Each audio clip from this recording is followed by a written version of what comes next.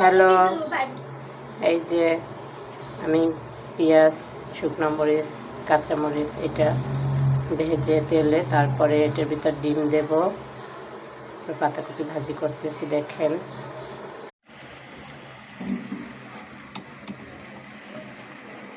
এই দেখেন, ডিম দিয়ে পাতাকপি ভাজতেছি। আপনারা চাইলে ডিম পরিমাণ মতো দিয়ে দেবেন। আমি একটা দিয়ে দিছি, কারণ পাতাকপি তো বেশি না, এই জন্য।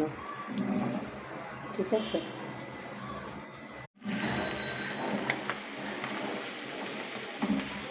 হ্যালো ডিয়ার, এই দেখেন,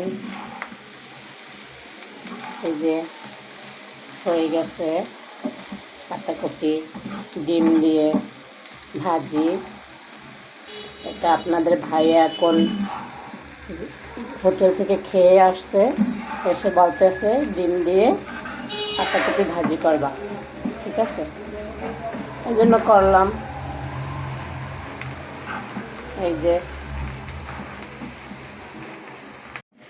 যে দেখেন, খেতে অনেক টেস্টি হবে, কারণ মজাদার হয়েছে অনেক। ঠিক আছে, এই যে, আল্লাহ হাফেজ।